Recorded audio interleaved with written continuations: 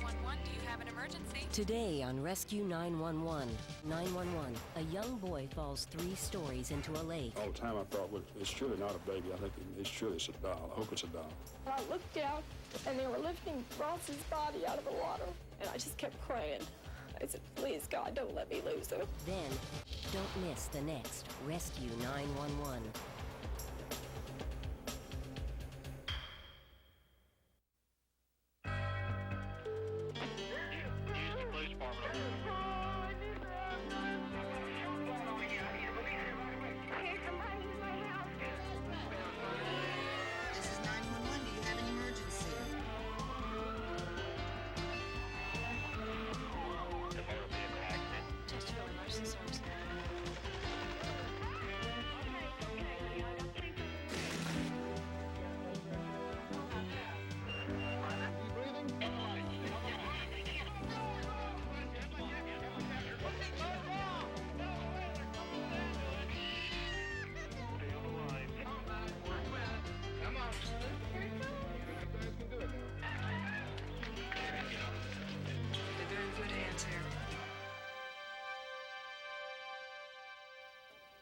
We begin on October 13th, 1989 in Hot Springs, Arkansas, as a pleasant vacation was coming to an end for Christine and Terry Copestick and their 2 children. It was Friday the 13th, and we were on the last day of our vacation, and I was washing up the breakfast dishes, and the children, Kimberly and Ross, were sitting in on the couch watching cartoons. He's not afraid of water, he's not afraid of heights. The child has no fear.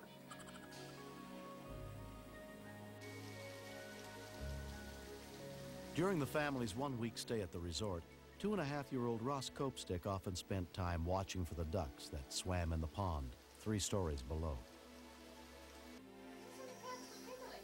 I asked Christine where Ross was, and she said, well, he's in there watching TV with Kimberly. I don't see him.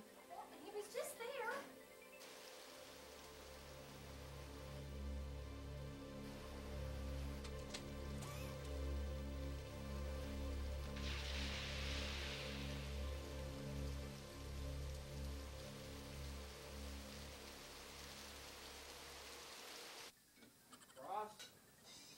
Ross?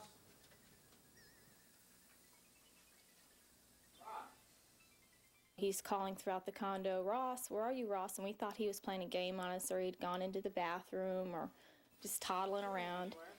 He was just on the couch, honey. I thought, well, maybe he'd gotten out the door when I went out to the car, so I told Christine I was going to go out and see if he got out. Ross? Lyndall and Connie Smith and their son Kendall were enjoying a morning walk around the pond when something caught Lyndall's eye. What is that out there? And I spotted something floating out in the water. It looked like maybe a towel or someone's piece of garment or clothes. And I asked my wife, what is that? No luck at all, huh? Lyndall, that's a baby. What? That's a baby. Couldn't really believe that it was, but it looked like a baby. And I thought maybe it's a doll, a stuffed doll that's fell in the water. Here. There's just a chance that it was a human being. Anything was going to be done, any chance of life, it wasn't any time to waste. All the time I thought, well, it's surely not a baby. I think it's a doll. I hope it's a doll. When I lifted it up out of the water, the face was white and puffy. It just had no life whatsoever. In my mind, a baby is obviously dead. I just ran into the building. I said, just call an ambulance, The baby's drowned out here. When we continue. I thought that there was no chance.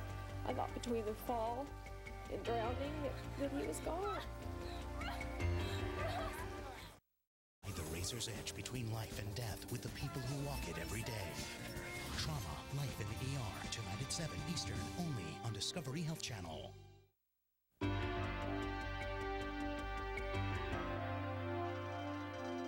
Paramedic Frank Scott and his partner responded to the call. We always make mental pictures of what possibly happened and what to expect when you get there. On the way, you might think of your own kids. It kind of sends shivers through you. I continued looking through the condo for him, calling for him. And for some reason, I went into our bedroom, the master bedroom of the unit, and I pulled back the curtains.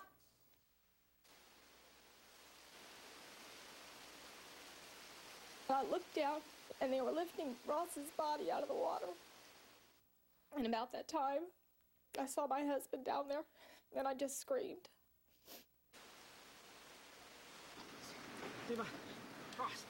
He was pale and not breathing, his lips were blue. He was very limp. It was like he was dead. Terry asked if anyone there could do CPR, but no one in the crowd had any training. Even though I knew how to do CPR because we'd taken class, I didn't want to be the one to have to do it on my own son. You know, I didn't want to have to be depended on to be the one to bring him back. I know I didn't do CPR right. You're supposed to check for a heartbeat first. I didn't do that, but I did what I had to do, or did what I could do. I continued to breathe, and I could hear Christine screaming. Gotta work his heart. I gotta work his heart. I grabbed a hold of her by the shoulders and shook her for a second and said, "You gotta do it." I was giving him air. To me, that was more than I thought I could do, even at that point. I couldn't do both. I didn't know what to do. I was screaming, I was a lunatic, I was everything a mother probably shouldn't have been at that point. I thought that there was no chance. I thought between the fall and drowning that he was gone, that we wouldn't be able to bring him back. And I just couldn't bear that thought. Two resort employees who were working nearby came to help. Landscaper Jim Birch had taken CPR training. He took Ross and turned him over. A lot of water and garbage came out. It was about that time that we first heard a sound from him, just kind of a real faint whine. He started breathing a little bit, and he started coming around. Check his pulse. When I heard him moaning and groaning, I knew he was at least alive and had a chance. Some sensibility kicked into me, and I asked who pulled him out, and someone pointed to a man back behind me. And I ran over there, and I just threw my arms around him, and I just hugged onto him, and I said, "Thank you." Within 7 minutes, the first of two ambulance crews arrived on the scene to begin treating Ross. And I said, "Terry, he's all broken up inside. I know he's got all kinds of internal injuries." And Terry said, "That wouldn't happen from a drowning. That just wouldn't happen." I said, "Terry, he fell from 3 floors up," and I pointed to the window. The screen's hanging out. I looked up at the window and saw the screen hanging halfway out. All of a sudden, he's back in possibly a critical situation. Getting him breathing again suddenly seemed like the minor thing. It was what's wrong inside now.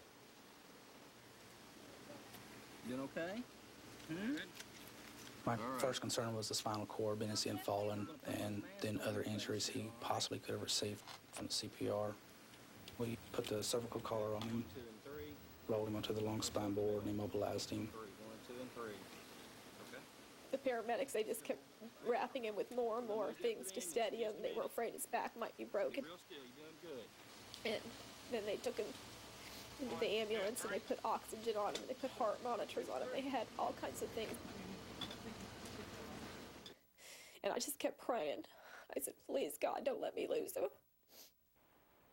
Ross was taken to National Park Medical Center, where he underwent a battery of tests.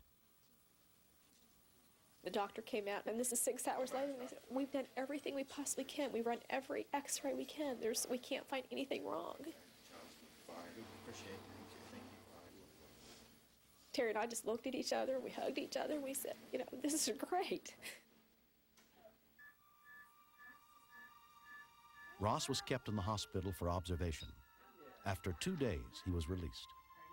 For him to come away from it to be totally fine, it's almost like a dream.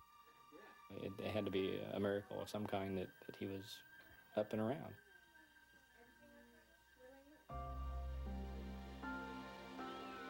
In the years since the accident, Ross Copestick and his family have grown close to Lyndall and Connie and Kendall Smith. the Smiths had not been around there and saw him, they were the only ones around. Who knows, it may have been too late by the time we finally realized it. I think Lyndall and Connie, they've always been special people since we've met them. They think they were meant to find Ross so that we could create a special relationship. And I hope we always keep this going. It's amazing that he's alive. It's hard to describe how you feel about a child like that really might not have been here had all of the events not happened like they did. He had his whole life ahead of him. He's just a little kid. He might be the president of the United States someday. And I'm just glad he's still alive. He was meant to be saved for some reason. That remains to be seen.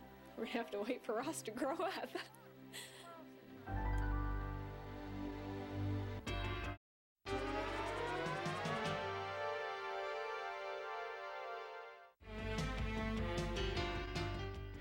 Next, step inside the command center where the calls for help are answered and meet the real-life heroes who save lives. Stay tuned for another episode of Rescue 911, next on Discovery Health Channel. Real life, medicine, miracles.